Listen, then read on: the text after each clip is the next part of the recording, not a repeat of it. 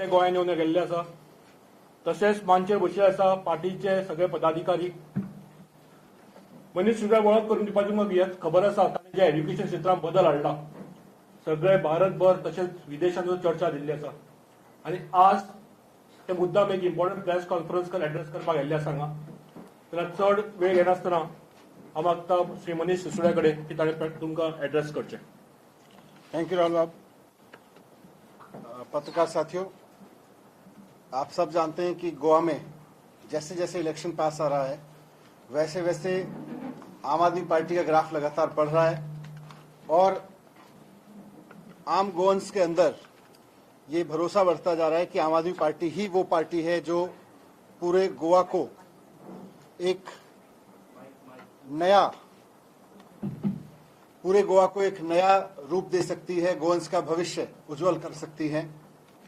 ये बात अब धीरे धीरे गोवंस में चर्चा का विषय बन रही है। जिस तरह से पार्टी मजबूत होती जा रही है, इलेक्शन के पॉइंट ऑफ व्यू से भी और एक टीम के पॉइंट ऑफ व्यू से भी ये बहुत बड़ी बात है हमारे लिए। मुख्यमंत्री जी के नेतृत्व में, मुख्यमंत्री अरविंद केजरीवाल जी के नेतृत्व में आम आदमी पार्टी की तरफ से पहले ही यह ऐलान किया जा चुका है कि आम आदमी पार्टी की सरकार बनने के बाद एक गोवा का नया भविष्य तय करने का, एक पढ़ा लिखा, शिक्षित, स्वस्थ, रोजगार उन्मुख गोवा की दिशा तय होगी।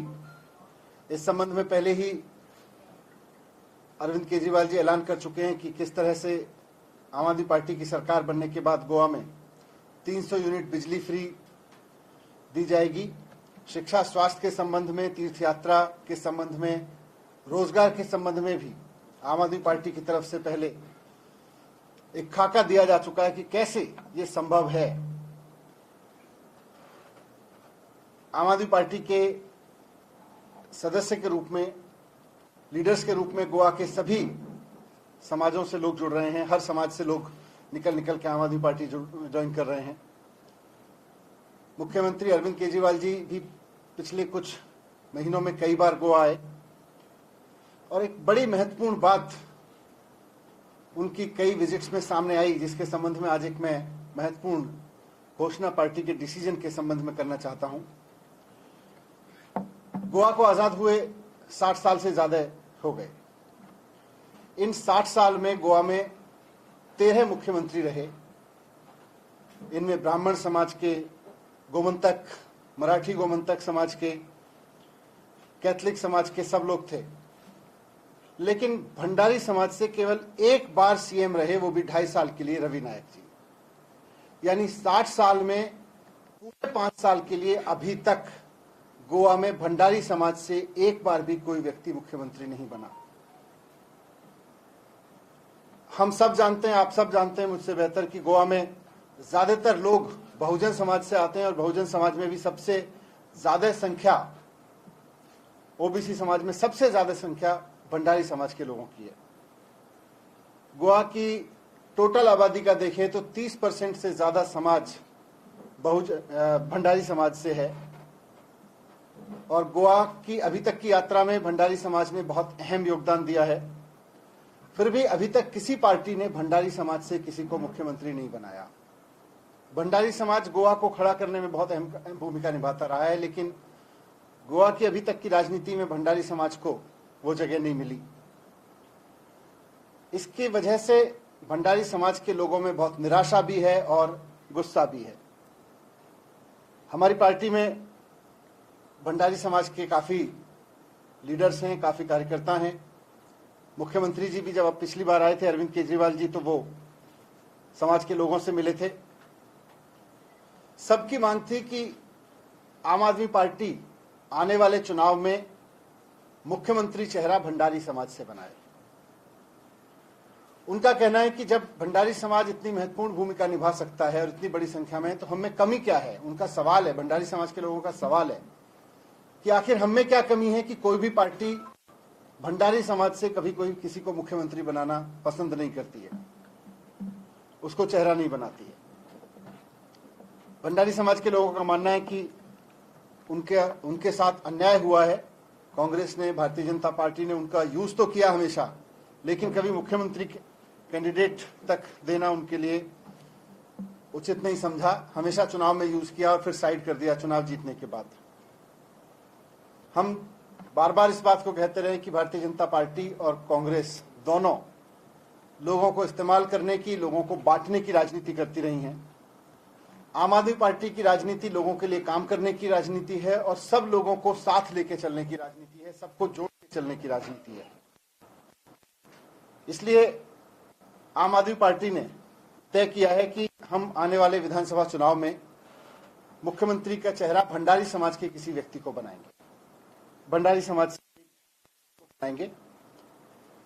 हम जाति की राजनीति नहीं करते, पर अगर किसी समाज के हिस्से को ये लगता है कि उसके साथ अन्याय हुआ है, स्थापित राजनीति ने इतिहास में, पूरे इतिहास में उसके साथ अन्याय किया है, उसके साथ जस्टिस नहीं किया है और उसके अंदर इसको लेके निराशा और गुस्से की भावना है, तो उसको भी समाज के साथ लेके चलना हमारी जिम्मेदारी है। हम इसको अपनी जिम्मेदारी समझते हैं। हम भंडारी समाज से ऐसे व्यक्ति को मुख्यमंत्री का चेहरा बनाएंगे जिस पर पूरे गोवा को गर्व होगा, जो पूरे गोवा के सब लोगों को साथ लेके चलने की क्षमता रखेगा, जो गोवा के विकास के लिए दिन रात मेहनत करके काम करेगा, उस पर पूरे गोवा को गर्व होगा, पूरी तरह से ईमानदार होगा और हर जाति हर धर्म के लोग उस पर खुद गर्व करेंगे।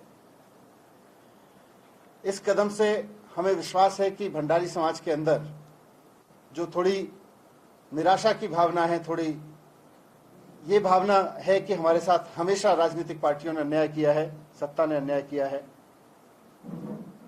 वो भी दूर होगी, उनका आत्मविश्वास भी बढ़ेगा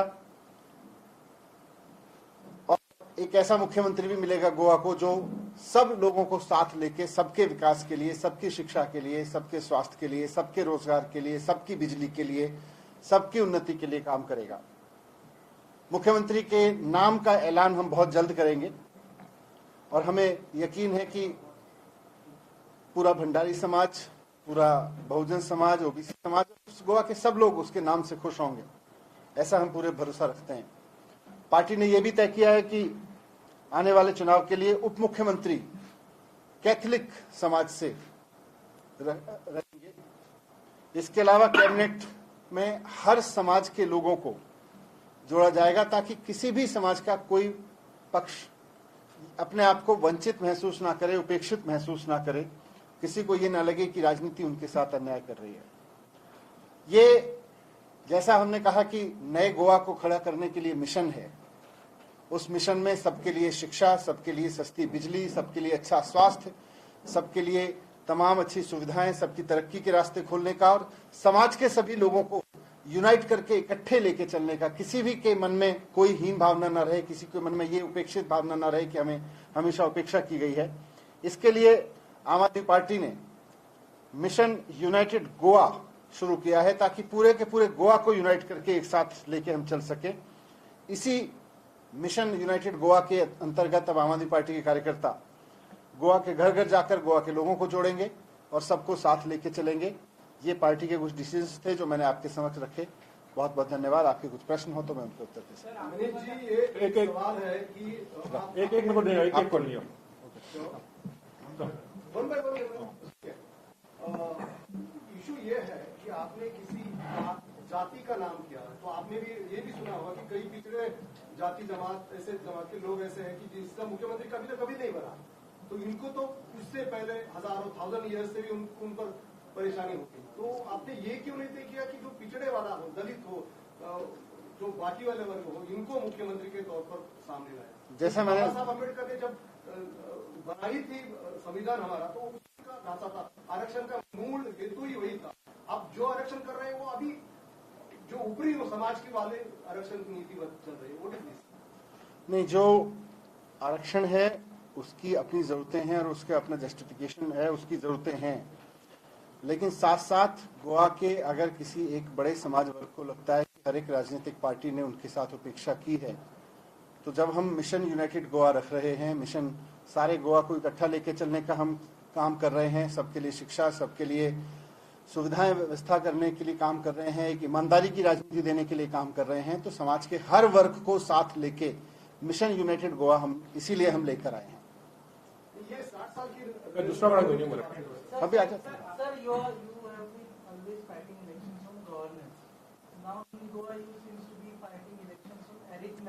you are counting the Bhandaris and Christians together amounts to 65% of total votes. How do you react to that? And secondly, government expected you to contest from 10 to 15 seats. Now, with this kind of arithmetic, are you looking at 22 seats? नहीं, हम तो हमेशा से कहते रहे कि सारी सीटों पे चुनाव लड़ेंगे और गोवा का एक नया अध्याय शुरू करना है। उसके लिए जरूरी है कि गोवा में एक ऐसी सरकार बने जो सबके लिए काम करे, सबको साथ लेके चले और रियल मुद्दों पर काम करे, वो गवर्नेंस पे काम करे, उसको लोग गवर्नेंस के लिए जाने, ना कि XYZ मुद्दों के लिए, इधर उधर के मुद्दों के लिए। तो 40 सीटों पे लड़के ही होगा। Do you feel Can you- it is possible to get all these communities together with your mission unite? That is Catholics and everybody. जरूरत है और अभी तक कोई विकल्प इसलिए नहीं होता क्योंकि जो राजनीतिक पार्टियां हैं वो बांट बांट के राजनीति करती हैं। हम सबको जोड़ के इकट्ठा करके राजनीति करेंगे और वो संभव है। दिल्ली में ये संभव हुआ है, सबको इकट्ठा लिया है। सर, रिजर्वेशन की बात हो रही है तो कैंडिडेट सिलेक्शन में वुमेन और एसटी उनके भी ये रहेगा reservation? बिल्कुल बिल्कुल, जो रहता है वो रहेगा। AAP is being looked at, has been alleged that is a B team of Congress always for last 6 years. Now with this, your confirmation that Bhandari will be the CM, are you trying to shrug off those allegations or trying to negate the BJP? Because you are directly targeting the BJP votes over here. देखिए, हम आज जब गोवा की बात करते हैं तो हर party को वोट देने वाला आदमी, हर अलग अलग सेगमेंट को अभी तक वोट देता रहा आदमी इसमें उम्मीद देख रहा है और हमारा टारगेट तो सब है। हम कांग्रेस के वोट देने वाले को भी चाहते हैं, हम बीजेपी के वोट देने वाले को भी चाहते हैं कि वो भी अब विकास के लिए वोट दें, वो भी एक अच्छी एजुकेशन, अच्छी बिजली, 24 घंटे बिजली, सबसे सस्ती बिजली और इन सब चीजों के लिए वोट दें, वो भी रोजगार के लिए वोट करें। तो उसमें बीजेपी का वोटर भी है, बीजेपी का वोटर भी सफर कर रहा है। तो हम तो सबको टारगेट लेके चल रहे हैं और हम सबको साथ लेके चलना चाहते हैं। सर, आपने बताया 2.5 साल भंडारी समाज का मुख्यमंत्री रहा, बट गोवा में कैथलिक ऐसे सीएम रहे हैं। आपने बताया कि जो डेप्यूटी सीएम है कैथलिक समाज को जाएगा, बट ये कैंडिडेट कैथलिक कैंडिडेट सीएम क्यों नहीं होगा? नहीं, इसीलिए तो आपके सामने रखा नहीं पार्टी। आमचा प्रस्ताव संपला। थँक्यू।